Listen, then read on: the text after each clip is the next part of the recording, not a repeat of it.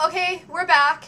This is take 2 because the ghost of Victor Drazen just inhabited my computer. Ghost of Victor Drazen! We recorded about, I don't know, like, what, three or 4 minutes? 3 minutes or something? And then the whole thing fucking crashed. So, anyways, what did we say? We basically... shout out to Matthew. Yeah, we gave Matt a shout out. I spoke to him last night. He's back on board. Yes. That's awesome. And we're going to try and do some video conferencing with him as soon as he gets a webcam. Yes, he's got to get himself a webcam, but when he does, hopefully we'll be able to do some Trans-Canada debrief videos. Well, we have to, because the 3 of us have to be involved, man. It has to be our little trinity at work here. And we were also saying, you know, Kasia and all of you guys have had like a million years to sit on all this stuff. A million years. 2 days. I mean, God, in like this world, it's like a million. But yeah, I'm sure you've all picked apart the last couple of episodes like crazy, hypothesized a million times, and gone on the boards and gone nuts with it. So my reactions right now are really fresh. I just finished watching like 20 minutes ago, and it's all just gut emotional reaction to juicy pieces of TV goodness and Jack and Tony stuff. So I guess we'll just kind of start with my first thoughts. Because Kat's thoughts are all fresh in her head right now. Like I said, I've had a couple of days to sit on it, and I've had the opportunity to write a bunch of things on the website already. So, you know, this is pretty much going to be mostly about you and well, there's lots of stuff. And how you're feeling, because she's still all friggin' jazzed up and excited. Like, look at her. I was like texting you halfway through the first episode or the third episode. Okay, so... Oh yeah, but before you start, I just want to let you guys know that I made a conscious effort to spray the shit out of my hair this time, so I'm not going to be like this the whole time. So I'm going to make an effort to not do that too. We'll just hold hands through this whole thing. Alright, so... Jack and Tony together again. Yes, the brotherhood is back. And we knew, we knew that Tony was good. We all knew he was good. Who? As a true person who could call themselves a true Almeidaist would actually have believed he could be evil. He could be evil, exactly. But the thing I like about how they played this was that he's sort of not entirely great. He's done the bad things, right? He actually lived as a bad guy for a little while. He did. And now he has that dark evil history that could probably parallel Jack's. Seen the darker side of humanity and done it. Is Jack's conscience clear? I don't know. See, I mean, I think for the most part it is. Like, one of the people, either in one of the post comments or on the message form, I can't remember which, made a really good point in that, despite all the horrible things Jack has done and seen, you know, through everything, at the end of the day, no matter how much the government and, like, his country has betrayed him and sold him down the river, he's never turned his back on it. On the country, right. Yeah. And Tony did. Yeah. You know? Yeah. And I loved the emotional impact of that moment when Tony beautifully played by everyone involved. Oh, absolutely. Both Kiefer and Carlos were in fine form this season. This whole, up till now, everything has been on fire with the two of them. There's never been a moment where it started to sink into automatic pilot. You know what I mean? Yeah, totally. Yeah, it's all really genuine to me. Okay, hang on. Another moment that I loved. Now, I knew Buchanan was coming back. Yeah, but still, wasn't it awesome? Like, I wasn't expecting it that way. I don't know. Like, when I heard the phone get picked up, okay, I love the interrogation scene, but I'll go back to that. Yeah. When he pulls the thingamadoodie off his phone, that voice doohickey. The voice disguiser? Yeah. And then the camera pans up on his face. I was like, there was this breath. I actually breathed. I was like, yeah. Bill looks like he's aged, you know. He does look like, a lot. Like, I know that you kind of seen him over the last 3 seasons, like 6, 5, and 4. Because in 4, compared to now, he looked relatively young. And I mean, with each progressive season, his hair has gotten a little bit whiter. And he's looking grizzled. He's gotten a little bit older looking, but there's a marked difference between where we left him in season 6 and now. And I think that's nice continuity, like as far as production, just because it has like supposedly been 3 years, right? Yeah. Since season 6 ended, and obviously Bill's become quite, you know, disillusioned and very sad. Like, I think you could definitely tell that from the way that he was acting when he brought Jack back to their sort of base of operations. And that was one of my favorite parts in the episode when Jack says, what do you call this place? And Bill says, oh, we like to think of it as CTU. Like, how pathetic. Like, how pathetic, right? Like, you know, and... Do you know what? I really love how Bill has evolved, because when he first arrived on the series, I wasn't too thrilled by him. No. You know, I didn't really think he was that fantastic. And, it took a while for him to grow on me. Michelle grew on me a lot quicker, more quickly. Well, I think characters like sorry, but no. Finish your thought and then. Well, I really appreciated Bill's genuine character this time around, and I think he suits a level of forlornness. You know, like a little bit of being on the outside. And because Jack and Tony are so jaded, right? Yeah. Whereas Bill, I don't think really was jaded at all until the events of season 6, and you know how he was forced to resign from a job that he loved, and you know, and no longer working with colleagues that he loved, and that's obviously taken a toll on him. You know? But I just wanted to say, sort of going back to your point about Michelle, I think characters like Michelle and like Chase Edmonds, they fit from hour 1. Yeah. Like, the minute you were introduced to them, it was like they just fit into this universe. Yeah. Like, with Michelle, it was the chemistry with Tony. Like, from that first smoldering look that the two of them exchanged, like, within the first kind of 10 minutes of the first episode of the second season, you knew that this chick was pure 24 gold. Yeah. And then, same with Chase, because of the chemistry that he had with Jack, and also with Kim, right? Yeah. Bill has grown on me more and more. Like, I wax poetic about this already, like, on the blog, but just like you, I didn't think much of him in season 4. I just thought, well, why is he even here? Like, all he's doing is taking screen time away from Tony and Michelle. Like, what is the point of this, right? And that's pretty much how I felt about him, you know, up until kind of the midpoint of season 5, when he leaves CTU and then he and Chloe are kind of working together covertly to help Jack behind the scenes, and that's when you start to see a little bit more of Bill's development and a little bit more, you know, that there's a little bit more to this character than just being a stuffed shirt, right? Yeah. And I definitely think that, you know, as the series has progressed, that's gone a little bit further and further each season, but now it's like, boom, like right in your face. Yeah, everything know? seems present right from the first minute. Okay, I was thinking something else just now. Okay, to the presidential storyline. Okay. The whole son murder suicide bit, I'm really glad that it's not just a device to raise stakes artificially. Yeah. I'm glad that they tied it in so quickly to the actual plot. Most definitely. I think Buddy Boy should get up off the park bench immediately and not sit there too long. No. But yeah, I don't think I trust his Secret Service detail anymore. No, I don't like. Well, I mean the little woo thing. I know that was so ominous. Like, it was it was totally evocative of that scene in the first season when Mandy is with her lover. Like, speaking of Mandy, Mia Kirshner was on the cover of Chatelaine or something. Oh, was she? On my door this morning. Mia Kirshner is Canadian, in case you guys don't know. She's she got her start with David Cronenberg. That's right. In Exotica. And she still has her gorgeous long hair. Yes. Anyway, we all love Mandy. Well, except for that one season when she was in the L Word and her character Jenny chopped off all her hair. And but that could have been a wig. I don't know. I don't know. Anyway, off point. Yes. Totally off topic.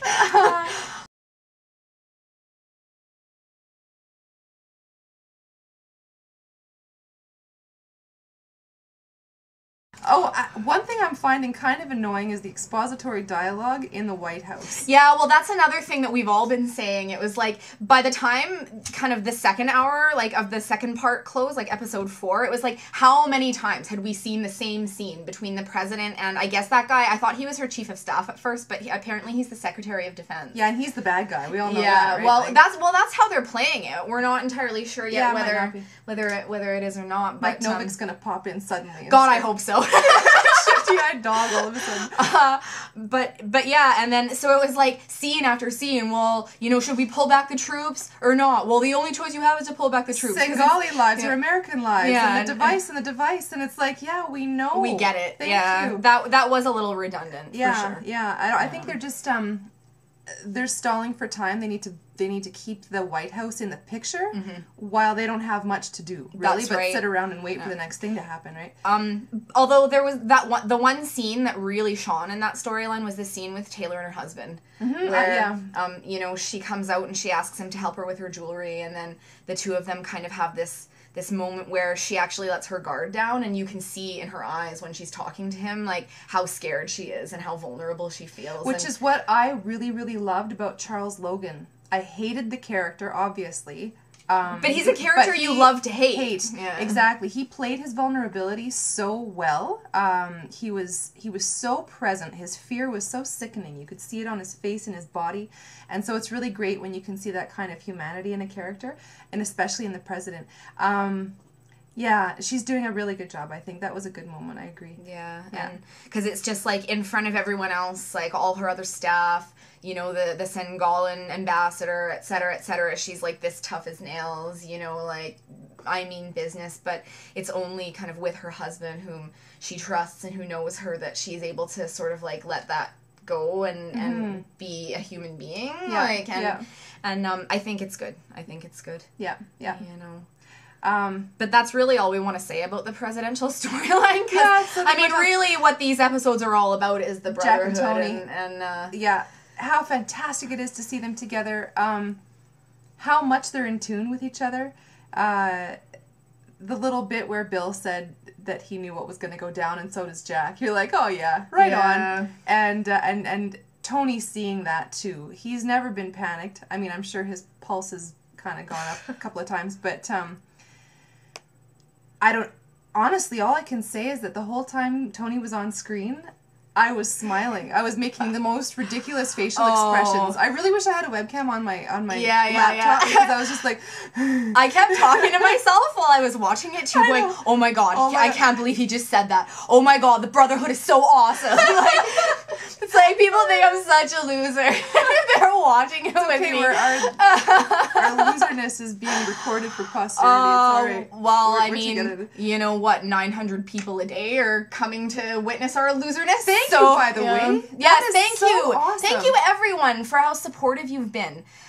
You know, of the resurrection of Tony and also of the resurrection of AIG.com. Yeah, it's really gratifying. It is gratifying because, you know, as I mentioned in one of my esoteric ramblings, there were definitely points in time where I considered shutting her down. Mm-hmm. And I am so glad that I didn't. I'm so glad you didn't either. My God. Yeah. When I was sitting in a rocking chair in Iowa in front of my computer with a baby on my lap, I was like clinging to AIG and Kasia for the longest time. Yeah. Back then, like, I hated my job, and, you know, so it was kind of like working on the site and, you know, having this other project, like with the two of you guys, really kept my juices flowing, because my job certainly wasn't doing it, you know, at the time, right? Yeah. But anyway, Brotherhood. The Brotherhood. Strong and alive. I would like to see a little more exploration of the crap that Tony has gone through. Oh, I'm sure we'll get it. And we will. Yeah. I'm just eager to see it, right? I'm really eager to see Jack react to it. I think it'll be fascinating to watch how Tony interacts with David Emerson as well, because he'll be... I mean, he'll still be, to an extent, playing a role, right? Like, that he's still loyal to Emerson and still believes in the cause and so on and so on. But you'll get to see a glimpse of the man that he was, like, in this sort of 4-year period where he was gone and, you know, we didn't know what was going on with him and stuff like that. And I think that it'll be interesting to see, like you said, how Jack will react to that, because it's definitely going to be a side of Tony that he's never seen before. Right. You know? Yeah. I like to see Chloe and Janine Garofalo, Janice. Yeah. I like to see them head to head. They will be, I'm sure. I mean, they have been virtually, right, last episode. But it's going to be great, because I know that she's going to be on board with the whole rogue thing eventually, and it's going to be kind of neat to see. Chloe or Janice? Janice, I think. You think? Yeah. I think so, yeah. I think so. I think she's going to get what's going on. I've been thoroughly enjoying her character, just as much as I enjoyed Chloe. And Chloe, but she looked good. Oh, fuck, she looked good. No, but I'm talking about Chloe saying that to Jack. Oh, fuck, that was so funny. Well, I think the writers are succeeding more than ever with Chloe, at least so far this season, just because it's like her character is injecting this kind of like lightheartedness and wit into the dialogue that at times in the past I think has somewhat seemed forced and like maybe a little lame. Like, well, do you know what I think? I think when Chloe first arrived on the scene, I think she put a lot into that character. What's the actress's name again? I'm sorry. Oh, who plays Chloe? Yeah. Marilyn Racecum. That's right. Yeah. So, I think she put herself and her own comedic talent into Chloe that may not have been written in.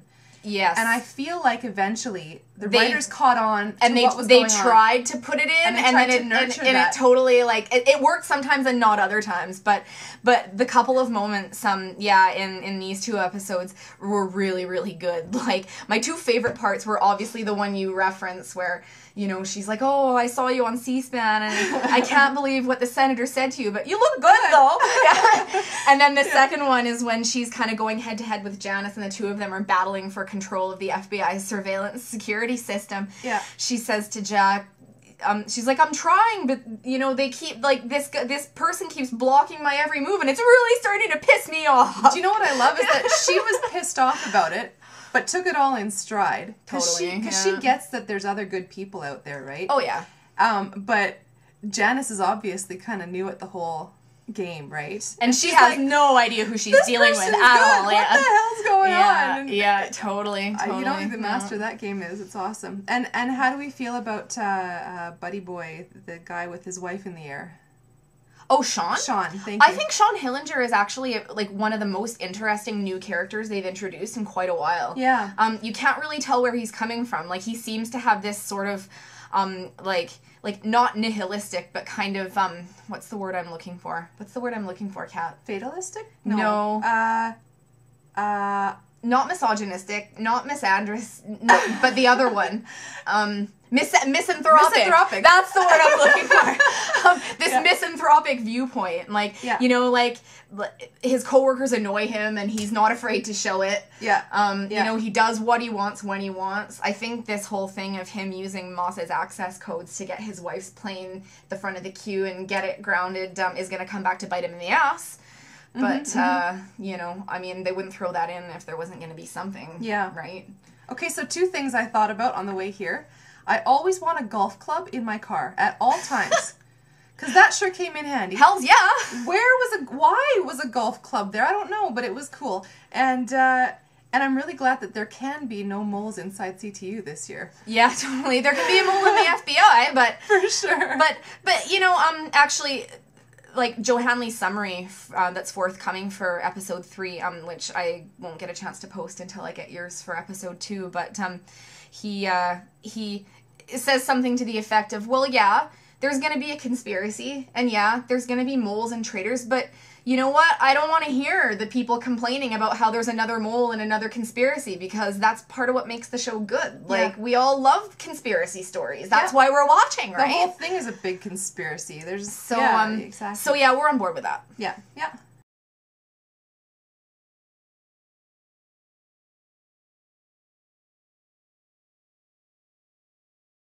I think so. Okay, now scour my brain for the next bit. Okay, so, Karen? Or, Renee? Renee. Names are flying out of my head left, right, and center today. Long day. Renee. So now she's working against Jack and Tony. For now. For now. I really love to see a little bit of Jackness coming into her character in the hospital room. Yeah, it was interesting, but I mean, it was a pretty big leap for her though to go. That's what I mean. Like, you know, like she's understanding the stakes now, and that it's not black and white. It doesn't have to do with law. How ineffectual that can be, and it's adding an element of sympathy to a very severe point of view or state that, you know, Jack tends to occupy quite frequently. So it was really wonderful to see that conflict in her face. Can I go this far? I have to go this far. Now I get it, you know? Mm-hmm. Now I understand that, and to just do it. She's so composed, and I love how she's protecting Janice at the same time. She's got this all under control. Mm-hmm. And she's adaptable. She's really adaptable. Very emotional still, but yeah, I'm enjoying seeing her character. Yeah, it's gonna be interesting to see how the relationship between her and Jack proceeds from here. Like how long it's gonna take her to clue into what's really going on. Yeah, yeah. One thing I was thinking is, so let's say that Operation Deep Sky is like a rousing success. Jack and Tony succeed in getting close to Debaku. You know, they secure the device. Then what? Like, where are they going to go with it? Who are they going to take it to? Like, and I keep thinking about the previous seasons where there's this one little crisis, and then it kind of gets resolved, and then boom, onto some other crazy, big, astronomical thing. What I hope is that what comes after this is related. Oh, I think it will be. You know, and I think it will be too, because it seems like this is... I think they've really taken their time to put this season together. Like, I mean, some people have been complaining about how, well, it was revealed too early that Tony was really good and he's working with Bill and Chloe and stuff, but actually, like, I think that it's good that they got that out of the way, because pretty much everyone was already anticipating, well, not everyone, but most true Almeida fans were anticipating that, you know, no, Tony's not really and evil, what choice would they have? Then the White House would just have to sit around longer looking for Almeida while he does more bad stuff, pretending to be bad, being undercover, blah, blah, blah. Like, but I mean, so you know, the stuff we really want to see is the stuff with Jack and Tony. So it's like, let's get to it. Yeah, yeah. You know, and so kudos for that, because, you know, you made me happy. Oh, so interrogation, I promised I'd go back to that. Because it's like the greatest brotherhood scene since season 4. Ever. I don't know. Ever, I think, because they're eye to eye, bringing up all the crap that's gone down, evoking Terry's name. Totally. So intense. What I thought was awesome about that scene, too, is just that, like, it's obvious, like, now in retrospect that you know what's going on, that, you know, Tony was pushing Jack's buttons, right? Because he needed to get a certain reaction out of Jack so that he could get close enough to Jack to give him the code word, right? But at the same time, like, even though he was pushing Jack's buttons and somewhat manipulating him, there was definitely, like, a strong ring of truth to the stuff that he was saying, right? Well, and there was, too, because I think he was probably preparing emotionally to confess to his own anger and to his own retaliation. Yes. And saying, this is the reality of your situation, Jack. And you're going to be able to understand what happened to me. Mm-hmm. You know, wake up and smell the coffee. For sure. Thing. So I really thought there was a lot of good stuff in that scene. You know. Yeah. I don't think Tony really believed that Jack is spitting on Terry's grave, but I definitely think Tony does believe that, you know, Jack's loyalty to his country and to the U.S. government is somewhat misplaced after everything that, you know, it's taken from him. I mean, it's destroyed his relationship with his daughter.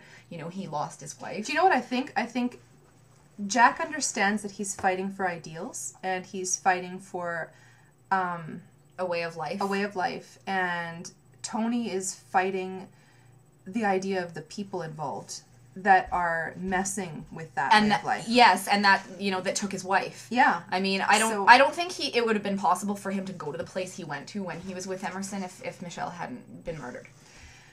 It's interesting because in past seasons, when I've been doing our debriefs,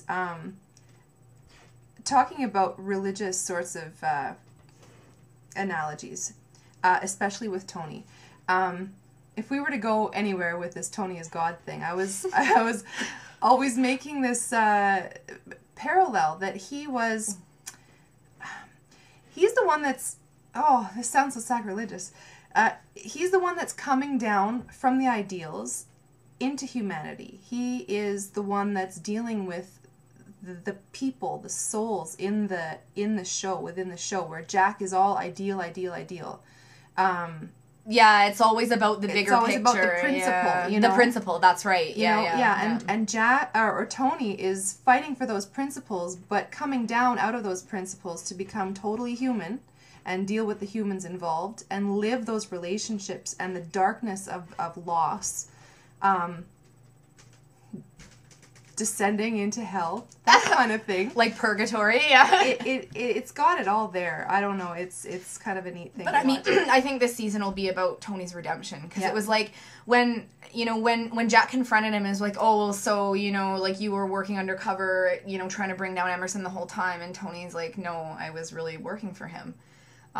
You could see in the pain in his eyes and in his voice, like, how deeply he now regrets that. Yeah. And, how much shame he felt having to tell Jack what he had done, right? Yeah. Mm-hmm. And I think Tony, maybe even part of him, believed that Jack would turn his back on him after finding that out and walk away. But it only took Jack a couple of seconds to forgive him. Mm-hmm. You could really see that play out on Kiefer's face, like in that moment, like when Tony tells Jack, and then it's like a second of being like just appalled and horrified, and then a second of kind of processing it, and then it's just like, you know what, like, this guy's my brother, like, I can't turn my back on my brother. Yeah.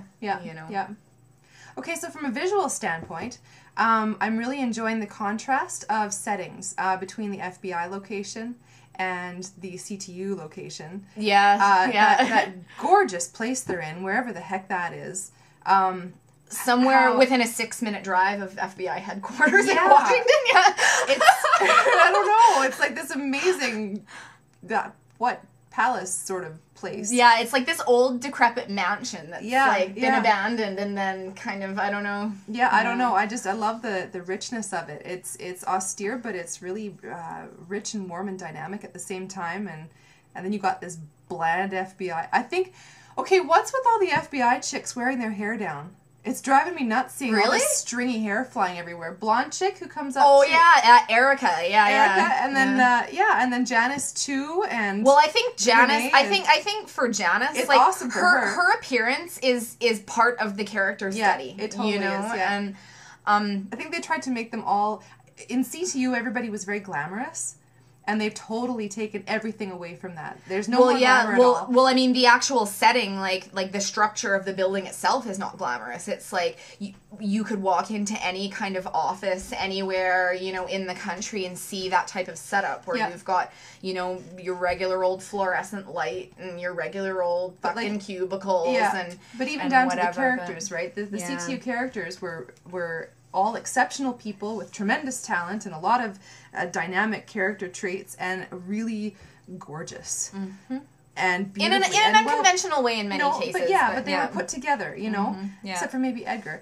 Let's not invoke the name of Edgar. I'm sorry.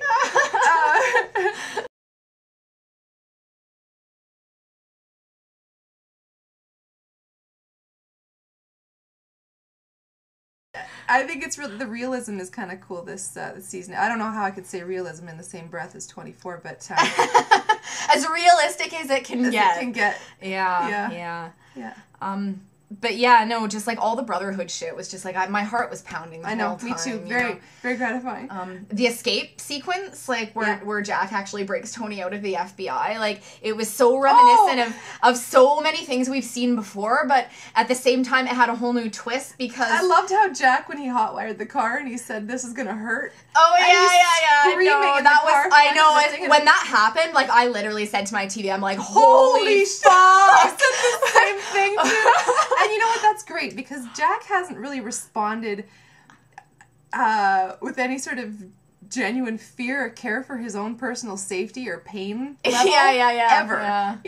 Yeah. And it was so hilarious. Yeah, no, it was great. I was also thinking that if somebody were playing the Ultimate 24 drinking game, that they would have gotten really hammered by the end of those episodes. I know. I was like, it too. Tony was all writing and okaying all over the place. Yeah. Jack stole somebody else's car. The name of Terry Bauer was invoked posthumously. Like, there was all kinds of shit going on there, people. Are you drunk? Like, still suffering a hangover today?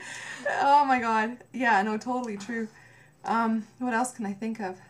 I don't know. Those were the big doozies. I felt. Yeah, absolutely. Like, well, I mean, there were 3 like big kind of like peaks, right, in the 2 episodes. One was the interrogation scene. One was the escape, and then one was obviously the scene where they've come back to to Chloe and Bill's base of operations, Yeah. and then kind of everything starts coming out on the table, although I don't think we've heard the last of all of that, because there's obviously still more, you know, for us to learn about the pretty bad things that Tony has done. Yeah. I'm sure. But it's obvious that he still has a very concrete line between, like, even when he was, you know, just so totally disillusioned and shattered and just not giving a shit about anything, there's still that concrete line there that he will not cross, which is, you know, sacrificing the lives of innocent people because innocent people weren't the ones who hurt him. Yeah. Right? Yeah. And so as soon as the work turned to that, he couldn't do it anymore. No, I think he was operating as a vigilante for a long time, right? And as long as he felt he was punishing people that had contributed to this big fat mess of his life, he was okay. And now that it's bigger than that, there's no vigilanteism. What's the word? Well, there was no one to blame in this situation for what has happened to him. It's grown bigger than that, right? Mm-hmm. And once he realized that, he knew that he couldn't be a part of it anymore. Yeah. And so therefore, you know, I think that the writers are staying true to the character. I don't think they are assassinating the character in any way. He looks so good. Oh God. When Janice lifted up his shirt to put the pulse sensor on it, I was just like, oh baby. Like, how many hours has Carlos spent in the gym in the off season, like, getting ready for that scene, right? I know. Okay, so that was like the first thing that clued me in that you were a 24 fan. It was way back in the day. Oh yes, when you filled out that little questionnaire thingy. Yeah, you know those email things that your friends send you, like getting to know you, and you answer a bunch of questions, and then you forward it on to your friends, and they answer the same questions in it. You know, anyways, I had one of those from Kat, and I think one of the questions on it was, if you could meet somebody famous, dead or alive, who would it be? And my response was Carlos Bernard. And, you know, I explained... And then you waxed eloquent about why Tony was so hot in that rugged and kind of bad boy sort of way. And, excuse me. And even though my love for Tony, like, is totally pure. Like, I mean, obviously the guy's hot, but, you know, I mean, it's not about lust for me. It's about... You know. It's about so much. Yeah, I don't know. Yeah, no, I'm right there with you. But that was, he's looking good. But yeah, Carlos must have worked damn hard in that gym, I tell ya. I know. Yeah. Yeah. Yeah, I think Tony Almeida is sexier than ever this season. As we pause for a little bit of reflection. No. Oh, shit. What else? I'm running on empty. What I really want to do is read what all you guys wrote. Yeah, because Kat's been avoiding the site because she hadn't seen the episode. Yeah, and I really want to get in there and start jumping in with my thoughts and watch it again. You guys can all expect my summary of episode 2 tonight, probably in a couple hours. I'll get it written, fired off to Cash. And well, you can post it yourself. Yeah, I can post it, but directly, maybe get little pictures in there or something. I don't know. We'll see. But yeah, it'll be done right away. Cool. And then as soon as we get that, Joe Hanley's summary of episode 3 will be up, and I have a lot of work to do personally because I have my summary of episode 4, and then I've also got all the regular features to do as well. So so anyway, lots of stuff coming up for you guys to enjoy. I'll actually be glad when we get back to like a normal viewing I was about schedule. to say that. Like, I'm like, I don't think we can handle this 4 hours, 1 hour a week because like I'm exhausted. I mean, I have gotten such little sleep like since Sunday. You guys have no idea. I didn't even like realize. I went back to the site today to skim through it really quickly because I wanted to find one thing, and I was like, holy crap, you've been busy. There's like, I had to scroll down, boom, boom, boom, boom, boom, like 3 or 4 pages to find. I didn't write all of those posts though. Well, no, but there's a lot of stuff on there. I know, and so yeah, I'm just absolutely fucking exhausted. Like, I can't do this 4 hours in 2 days shit all the time because like I have other things to do. Like, I have a job and a house to run. Well, that's exactly it. I've got like 4 jobs. It's driving me nuts. But anyway, it's not like, you know what, this isn't really... Like, why can't I have a job as a professional Tony Almeida appreciator? Let's make one. That would be sweet. If any of you have ideas on how to market this, I don't know. That'd be great. Well, we should make money at this. I wish we could make money at this. I wish I could get paid for this. Seriously, that would make me the happiest person in the world. I know, totally. But anyway, so I guess we'll leave it at that. Yeah, not too much more to say. You know, plus we're already at 33, almost 34 minutes. Yeah, well, thanks for watching. Yes, thanks again, guys, and I don't know, hopefully we'll be back next week. Take it easy. Bye.